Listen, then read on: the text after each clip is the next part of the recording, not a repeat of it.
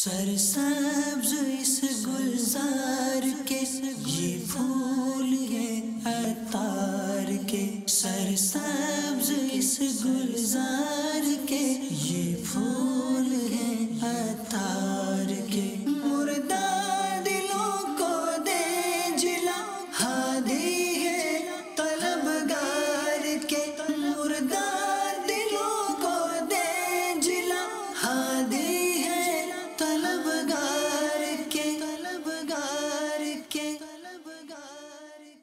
الحمدللہ رب العالمین والصلاة والسلام علی سید المرسلین، اما بعد فاعوذ باللہ من الشیطان الرجیم، بسم اللہ الرحمن الرحیم، الصلاة والسلام علیک یا رسول اللہ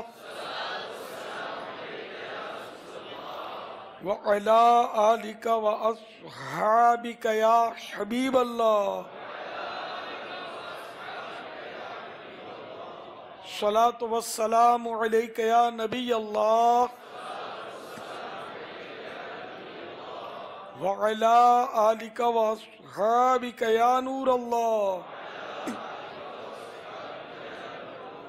فرمان مصطفیٰ صلی اللہ تعالی علیہ وآلہ وسلم، جس نے مجھ پر صبح و شام 10 بار درود پاک پڑھا اسے قیامت کے دن میری شفاعت ملے گی۔ صلو علی الحبیب صلی اللہ تعالی علی محمد۔ السلام علیکم ورحمۃ اللہ وبرکاتہ۔ وعلیکم السلام ورحمۃ اللہ وبرکاتہ۔ حضور الحمدللہ آپ نے مسواک کی جو تحریک چلائی ہے الحمدللہ کافی اسلامی بھائیوں کو اس پہ عمل کرنے کی توفیق ملی ہے۔ باپا کے بارے میں عرض ہے کہ دیکھا گیا کہ شلوار یا پاجامہ جو ہے ٹخنوں سے نیچے ہوتا ہے، اگر آپ اس کے حوالے سے بھی ترغیب تو الحمدللہ اس سنت پہ بھی کافی اسلامی بھائیوں کو عمل کرنے کی توفیق ملے گی۔ یہ سنت ہے ٹخنوں سے اوپر رکھنا، ٹخنوں سے پاجامہ اوپر ہو، پاجامہ جو بھی لباس ہو، جیسے کہ لمبا ثوب پہنتے ہیں جس کو توب بولتے ہیں، سا کو تا کر دیتے ہیں عرب والے آج کل، تو وہ ثوب یا لمبا جبہ تو وہ بھی ٹخنے سے اوپر ہونا چاہیے، یہ ہے سنت۔ اور جو تکبر سے لٹکائے گا تو وہ جو لٹک رہا ہے وہ آگ میں ہے، تکبر سے لٹکائے تو بغیر تکبر کے، ویسے ہی آج کل جو لٹکاتے ہیں ہم تکبر کی بدگمانی تو کریں گے نہیں، ہمارے پاس کوئی آلہ ہی نہیں ہے جس سے پتہ چلے کہ یہ تکبر سے کر رہا ہے، جب پتہ ہی نہیں ہے تو ہم اس نے زن پر ہی محمول کریں گے کہ اس کی توجہ نہیں ہوگی، بے خیالی میں ہو گیا ہوگا۔ تو اب یہ کہ تکبر کی نیت نہ ہو، جان بوجھ کر بھی اس نے رکھا ہے تب بھی وہ گناہ گار نہیں ہے، مکروہ تنزیہی ہے، ناپسندیدہ ہے۔ نماز میں بھی ایسا رکھنا ناپسندیدہ ہے، مکروہ تنزیہی ہے۔ تکبر سے لٹکایا ہوگا تو مکروہ تحریمی ہوگا، گناہ ہوگا۔ لبیک۔ صلو علی الحبیب صلی اللہ تعالی علی محمد۔ میری امیر اہل سنت سے یہ عرض ہے، جلد بازی کرتے ہوئے جو لوگ ایذاء مسلم کا سبب بنتے ہیں ان کے لیے کچھ مدنی پھول ارشاد فرمائیے۔ اگر کسی کو ایذا دی ہے تو اس سے حقوق العباد کے معاملات اگر ہوئے تو معافی مانگنی پڑے گی، توبہ کرے۔ اگر قصداً تکلیفیں دی ہیں مسلمانوں کو، خوف خدا پیدا کرنا چاہیے، مسلمانوں کے ہاتھوں میں ہم کو نرم ہونا چاہیے۔ یہاں تک کہ کعبۃ اللہ شریف کے تعلق سے بہار شریعت کے 6 حصے میں، جلد اول حصہ 6 حج کا جو جہاں بیان ہے اس میں کعبۃ اللہ شریف کی داخلی کے تعلق سے لکھا ہے کہ اگر دروازہ کھلے اور داخلے کی اجازت ملے تو دھکم پیل کر کے دوسروں کو تکلیفیں دے کر داخل ہونا جائز نہیں ہے۔ حجر اسود چومنے کا بھی جہاں بیان ہے تو اعلیٰ حضرت نے بھی ارشاد فرمایا انوار البشارہ میں کہ وہاں بھی کوئی قوت کا مظاہرہ کر کے دھکم پیل کر کے نہ دوسروں کو دبائے نہ خود دبے، ہے نا، ایسا کچھ نہیں کرنا ہے حجر اسود چومنے کے لیے۔ اگر آسانی سے چومنے کا موقع ملتا ہے تو ٹھیک ہے چوم لے، دوسروں کو ایذا دے کر خود ایذا پا کر یہ کام نہیں کرنا۔ تو جب یہ حجر اسود اور کعبۃ اللہ شریف کے جو معاملات ہیں وہ کتنے متبرک ہیں، لیکن اس بہت بڑے شرف کو حاصل کرنے کے لیے بھی دوسروں کو ایذا دینے کی اجازت نہیں ہے، لیکن بے صبری کی وجہ سے واقعی کہ بعض اوقات وہ ایذا کے اسباب ہو جاتے ہیں، تو اس سے بچنا چاہیے۔ اپنی جگہ پر بندہ اطمینان سے کھڑا رہے، اگر لوگ اللہ گلہ کر بھی رہے خود کو کم از کم نہ کرے۔ یہ تو سب یہ ذہن بنا لیں گے نا کہ میری وجہ سے کسی کو تکلیف نہیں ہوگی، میں یہ اڑا اڑی کا حصہ نہیں بنوں گا، سب کا ذہن بن جائے گا تو اڑا اڑی ہوگی بھی نہیں، سب مطمئن ہوں گے اور ڈسپلن قائم رہے گی۔ ایذائے مسلم جو ہے نا یہ بہت خطرناک بات ہے۔ پیارے آقا صلی اللہ تعالی علیہ وآلہ وسلم فرماتے ہیں من آذا مسلمن فقط آذانی ومن آذانی فقط آذ اللہ، یعنی جس نے مسلمان کو ایذا دی اس نے مجھے ایذا دی، اور جس نے مجھے ایذا دی اس نے اللہ کو ایذا دی۔ تو ایذائے مسلم یہ گناہ کا کام ہے، اس سے ہم کو بچنا ہے۔ اب تک اگر ایذا دے بھی دیے تو توبہ کرنی ہے، اور جن جن کو ایذا دی ہے ان سے معاف بھی کروانا ہے، آئندہ بچنا بھی ہے۔ صلو علی الحبیب صلی اللہ تعالی علی محمد۔ حشمت علی اطہاری لاہور سے میں نے یہ سوال عرض کرنا تھا کہ جو ٹیچر ہائر ہوتے ہیں جیسا کہ پرائیویٹ سیکٹر میں بھی ہوتا ہے، جب ہائر ہوتے ہیں تو پرائیویٹ سیکٹر میں یہ ہوتا ہے کہ آپ کا لیکچر آدھا گھنٹہ ہوگا۔ اب ہوتا یہ ہے کہ وہ کمپلیٹلی آدھا گھنٹہ نہیں پڑھاتے، یا ان کے طے نہیں پاتا، انڈرسٹوڈ بات نہیں ہوتی، کہ ہوتا یہ ہے کہ 15 یا 20 منٹ پڑھایا جاتا ہے، 10 منٹ فری ہوتے ہیں ٹیچر بعض اوقات۔ تو آیا کہ یہ جائز ہے کہ نہیں، کہ یا کنٹینیوسلی اگر آدھے گھنٹے کی بات ہوئی ہے تو آدھا گھنٹہ ہی پڑھانا پڑے گا؟ اب جس بات کا اجارہ ہے وہ تو کام پورا کرنا پڑے گا نا معتدل انداز میں۔ اب اجارہ ہی آدھے گھنٹے کا 10 منٹ سستی کی وجہ سے اگر ترک کر دیتا ہے تو جرم تو ہوگا نہیں۔ اور اگر انڈرسٹوڈ ہو کہ مطلب لیکچر آدھا گھنٹہ کمپلیٹ نہیں، وہ خود بھی کہتے ہیں کہ آپ سننے میں اگر آدھا گھنٹہ پڑھائیں گے تو بچے کہتے ہیں کہ بہت زیادہ ہو گیا، اتنا نہیں تھوڑا سا کم، مطلب ٹیچر کو کہتے ہیں کہ آپ سلیبس کم رکھیں، اتنا ہم سے یاد نہیں ہوگا۔ تو اس کنڈیشن میں آیا کہ جائز ہو سکتا ہے کہ نہیں؟ جہاں اجارہ کیا ان سے بات کرے کہ آدھے گھنٹے میں طلباء جو ہیں بور ہو جاتے ہیں، تو طلباء تو خوش اسی میں ہوں گے کہ استاد صاحب بیمار ہو جائیں اور ان کی چھٹی ہو جائے۔ صلو علی الحبیب صلی اللہ تعالی علی محمد۔ سگ ہوں میں عبید رضوی غوث و رضا کا، بھاگتے ہیں میرے آگے شیر ببر بھی۔ چلیے یہی بتا دیجئے شعر کس کا ہے؟ یہ شعر ہے، مقطع ہے، مطلع ہے، یہ کیا ہے کس کا؟ اعلیٰ حضرت کا یہ شعر ہے۔ لا، یہ شعر بے شعر سنت حضرت مولانا حشمت علی خان جو کہ اعلیٰ حضرت کے خلیفہ تھے ان کا شعر ہے۔ عبید رضوی، عبید ان کا تخلص تھا۔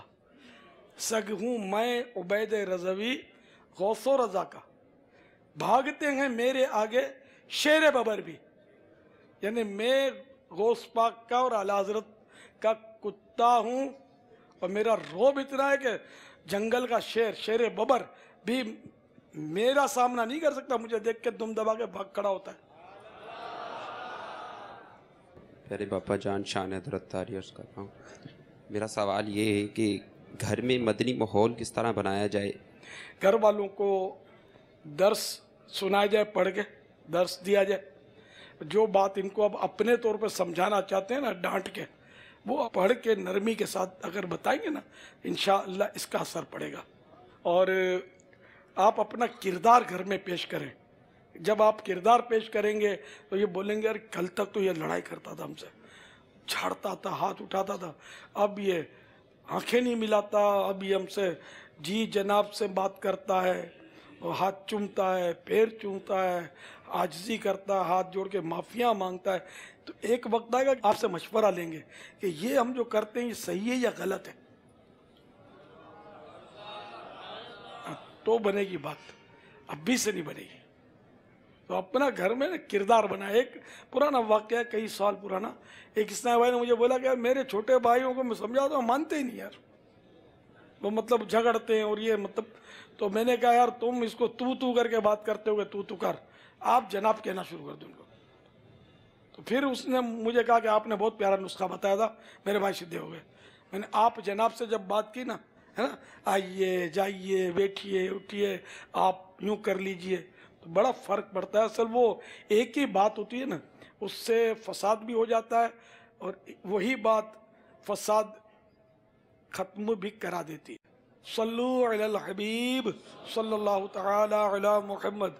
میرا امیر اہل سنت کی بارگاہ میں یہ سوال عرض ہے کہ سادات کرام کو لوگوں کے سامنے اپنا سید ہونا ظاہر کرنا چاہیے یا کہ اس کو چھپانا چاہیے؟ جزاک اللہ خیرہ۔ جو بھی سید ہو نا، اس کو اپنے طور پر عاجزی کرنی چاہیے اور اللہ تعالیٰ کی خفیہ تدبیر سے ڈرنا چاہیے کہ خدا جانے کہ میں واقعی سید بھی ہوں یا نہیں، بٹ اللہ سے ڈرنا چاہیے۔ میں نے بعض سیدوں کو دیکھا ہے کہ وہ اپنا سید ہونا ان کو چھپاتے دیکھا ہے، اپنے آپ کو، کہ اپنے آپ کو سید کہنے سے وہ کتراتے۔ تمہارا لیے کہ اللہ کرے کہ میں نے جو کہنا چاہا وہ سمجھ میں آ گیا ہو سادات کرام کی۔ علامہ کاظمی شاہ صاحب غزالی دوران بہت بڑے عالم گزرے ہیں، سید تھے، لیکن یہ فرماتے تھے قرآنی آیت پڑھ کر کہ ان اکرمکم عند اللہ اتقاکم، سید ہو یا غیر سید، کسوٹی یہ آیت کریمہ وہ فرماتے تھے کہ یہ ہے ان اکرمکم عند اللہ اتقاکم، یعنی اللہ کے نزدیک زیادہ عزت والا وہ ہے جو زیادہ تقوی والا ہے۔ تو اللہ تعالیٰ کرم فرمائے، جو واقعی سید ہے وہ قابل احترام ہے، اور جو اپنے آپ کو سید کہے، جو مسلمان اپنے آپ کو سید کہے، ہم اس کو سید ہی تسلیم کریں گے، اس کا حسب نسب تلاش کرنے کے ہم مکلف نہیں ہیں کہ ہم اس کے حسب نسب کو تلاش کرتے پھریں۔ آپ نے کہا میں سید ہوں، میں نے کہا ہم آپ کو سید مانتے ہیں، ہم احترام کریں گے، ہم کو ثواب ملے گا۔ صلو علی الحبیب صلی اللہ تعالی علی محمد۔ محمد ندیم اتاری، چونگی امر صدو، مرکز الاولیاء۔ کسی کے ابا جان سگریٹ وغیرہ پیتے ہوں تو اگر ان کو منع کریں اور آگے سے وہ گالیاں دینا شروع کر دے تو اس کے لیے کیا حکم ہے؟ نیک بننے کا نسخہ رسالہ ہے، اس میں 19 مدنی پھول گھر میں مدنی ماحول بنانے کے۔ تو سگریٹ پینا یہ کوئی ناجائز تو ہے نہیں، گناہ کا کام تو ہے نہیں۔ اب کس انداز میں سمجھایا ہو، ابو بڈھے ہو گئے ہو پھر بھی سگریٹ نہیں چھوڑتے، کینسر ہو جائے گا تم کو۔ اب ابو کی کھوپڑی گھومی ہوگی، سمجھے، تو پھر جو بولے سمجھانا بھی تو نہیں آتا، مشکل ہی ہے، نہ سمجھایا جائے پھر۔ اور سگریٹ پینا ناجائز بھی نہیں ہے، گناہ تو ہے نہیں، پینا نہیں چاہیے، نقصانات ہیں اس کے۔ صلو علی الحبیب صلی اللہ تعالی علی محمد۔ محمد عمران اتاری، مرکز الاولیاء لاہور سے عرض کر رہا ہوں۔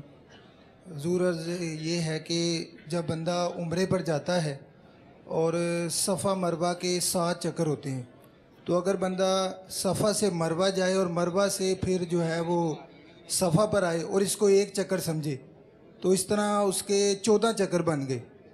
تو اگر یہ کر کے وہ بعد میں اپنا چلا جاتا ہے عمرہ اپنا مکمل کر کے، تو کیا اس سے اس کا عمرہ ہو جائے گا یا دوبارہ صفا مروہ کرنا پڑے گی؟ یہ 7 پھیرے وہ یہ کہ صفا سے مروہ 1، مروہ سے صفا 2، تو اس نے ڈبل کر لی ہے۔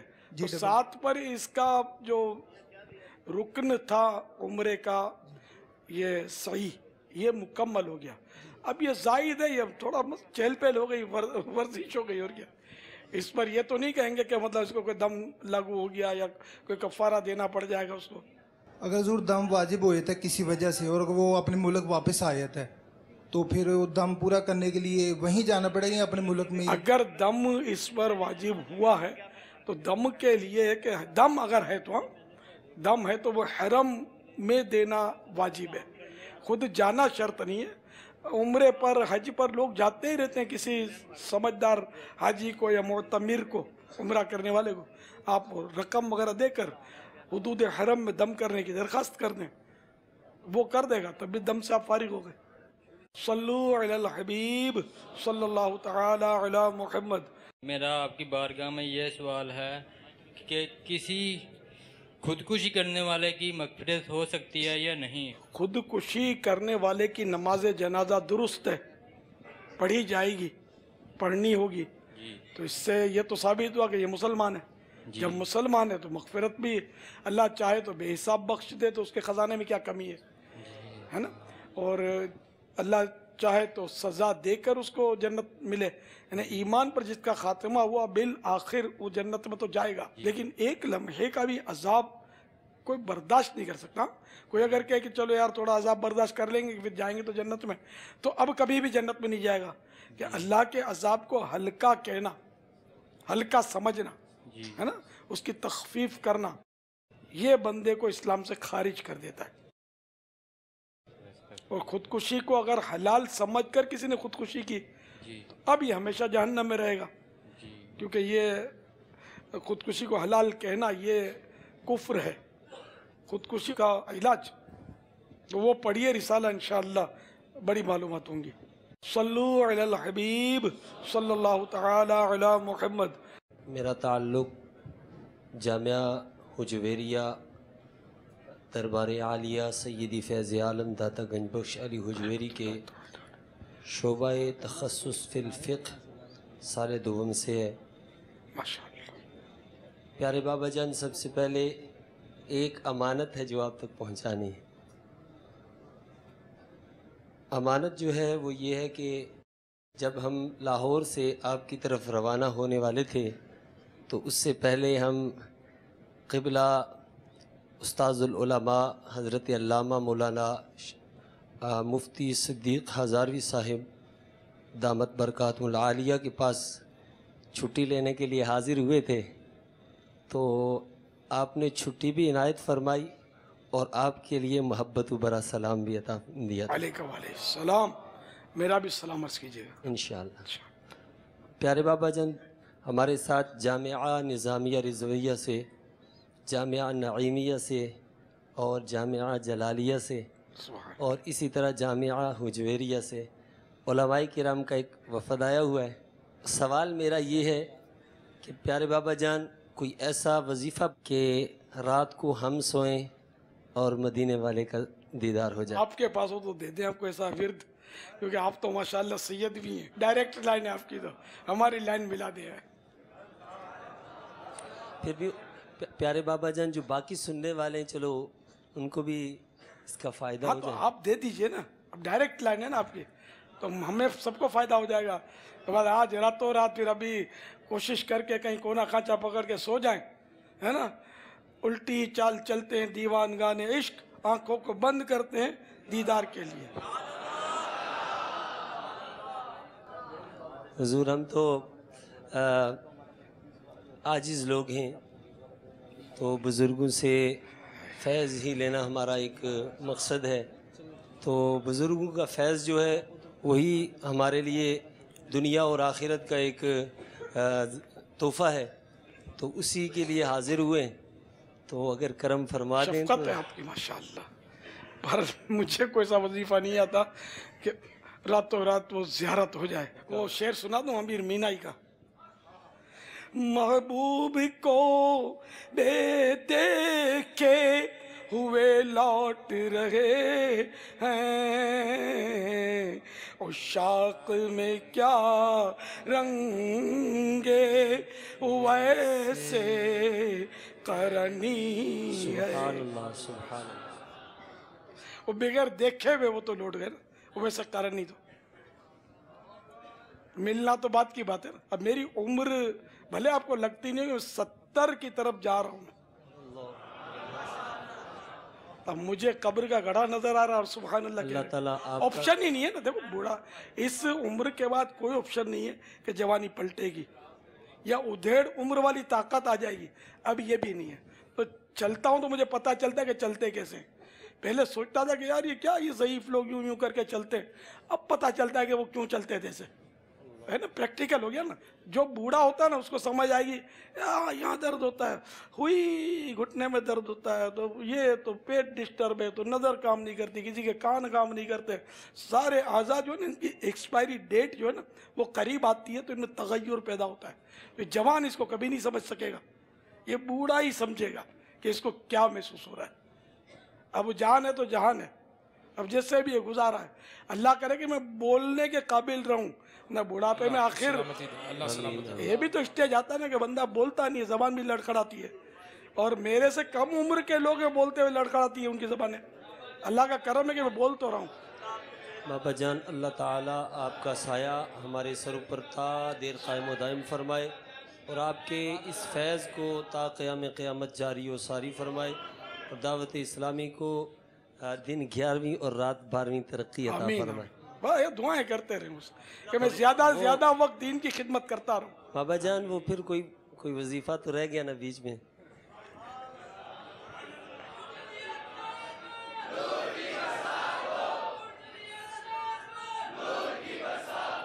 वो एक किताब में मैंने पढ़ा था जो हदायत बख्शिश शरीफ शरहा, बात शुरुआत लिखी गई है, मैं लिखा था कि बिल्ली जो है ना ये किसी दरख्त के नीचे बैठकर खूब तवज्जो करती है, परिंदा ऊपर होता है उसकी, तो आखिरकार वो परिंदा गिरता है और शिकार कर लेती है।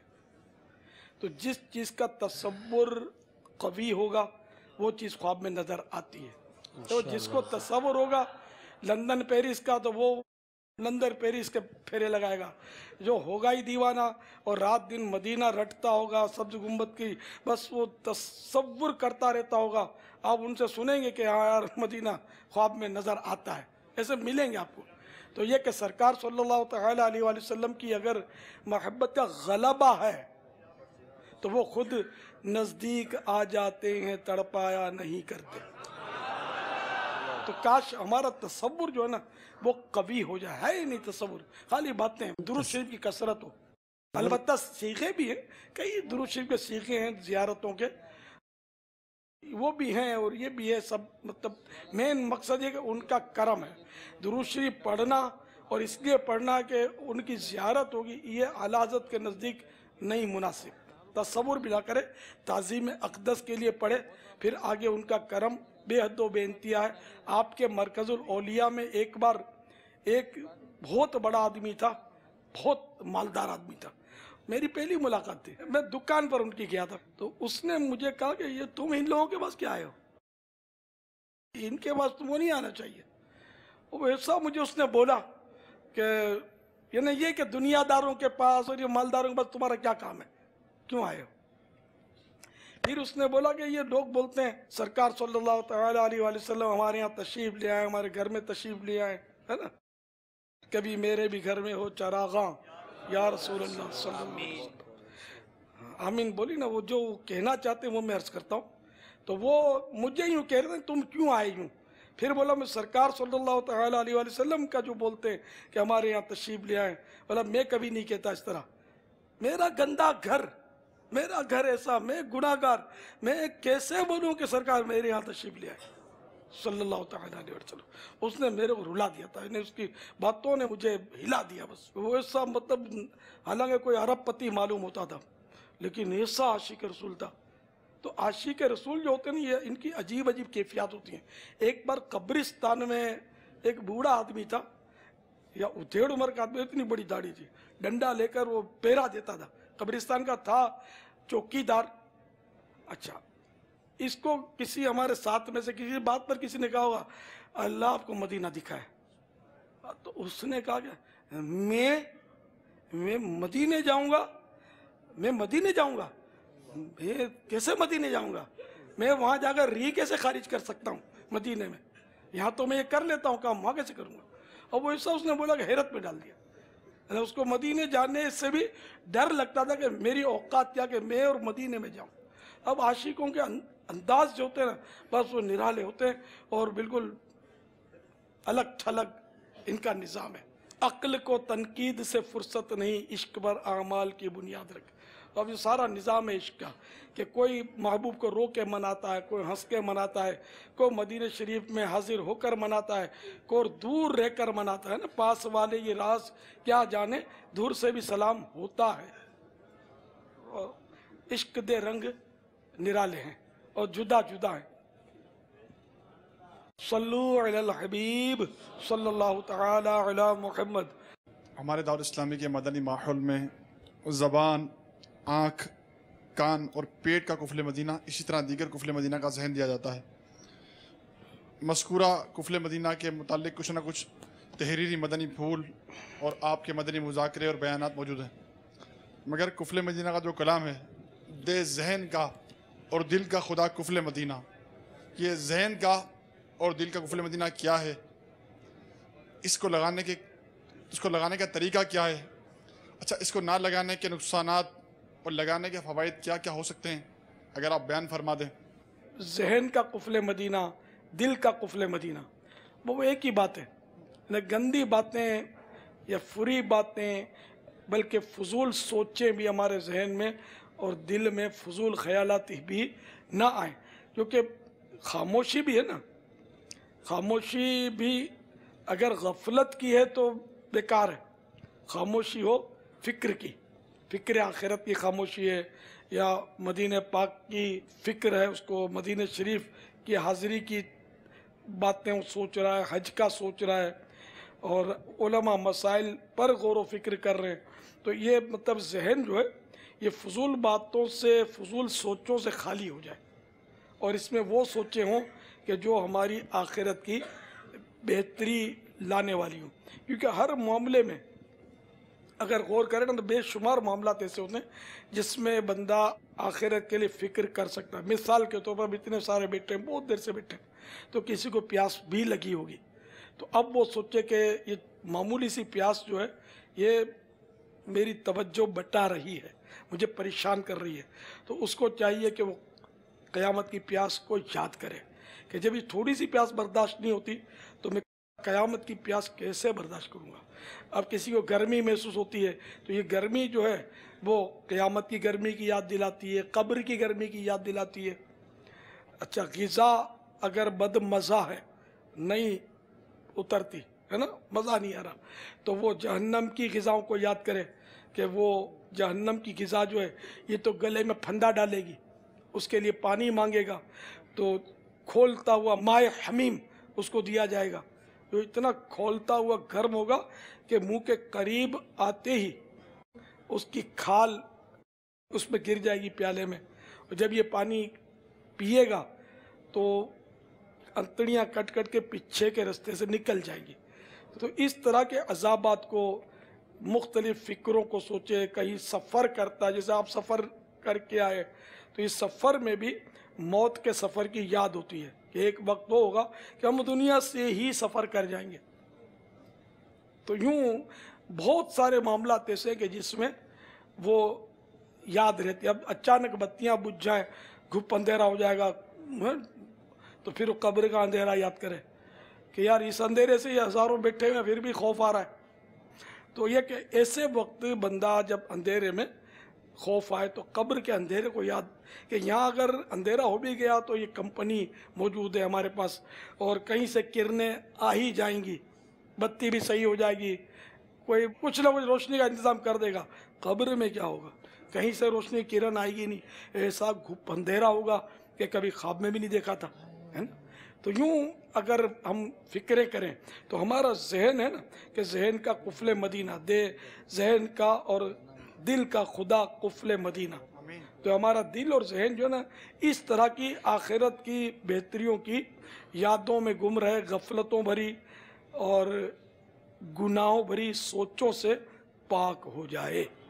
वल्लाहु तआला अअलम व रसूलुहु अअलम अज़्ज़ा व जल्ला व सल्लल्लाहु तआला अलैहि वसल्लम सल्लु अलल हबीब सल्लल्लाहु तआला अला मुहम्मद। प्यारे बापा जान, आपकी बारगाह में सवाल ये अर्ज़ है, अमूमन भाइयों को नमाज के लिए कहा जाता है तो वो ये कहते हैं कि हमारे कपड़े पाक नहीं हैं, हमें कतरे आते हैं। दूसरा ये कि बास जगह पे ये भी सुना गया है कि किसी को अगर कतरे आते हैं تو وہ وضو کرنے کے بعد چند چھینٹے اس کے اوپر بہا لے تو انشاءاللہ تو وہ نماز پڑھ سکتا ہے. اس کے بارے میں رہنمائی فرمائیے. پہلے تو یہ کہ عموماً لوگ یہ نہیں کہتے، یہ جملے کی آپ کی اصلاح کرنے کی کوشش کر رہا ہوں. عموماً لوگ نہیں، کوئی کبھی بولتا ہے کہ مجھے یہ مرض ہے جس کی وجہ سے میں یوں کیسے آؤں وغیرہ. اچھا، دوسرے قطرے بہائے نہیں جاتے، قطرے یوں چھڑکتے ہیں. ٹھیک، تو قطرے چھڑکنے سے وہ پاک نہیں ہوتا، بلکہ نجاست مزید پھیل سکتی ہے. اسی نجاست پر گیا، اب وہ پانی بڑھ گیا آگے تو وہ پھیل گئی نا نجاست. اور قطرے والے کا بھی اس کو نماز معاف نہیں ہے. جو معذور ہو جائے اتنے قطرے آئے، اس کا باقاعدہ ایک مسئلے لکھے ہوئے ہیں نماز کے احکام میں، تو اس میں بھی نماز تو پڑھنی ہے، اس کے مسائل بھی لکھے ہوئے ہیں کہ کس طرح پڑھنی ہے، کیا کرنا ہے.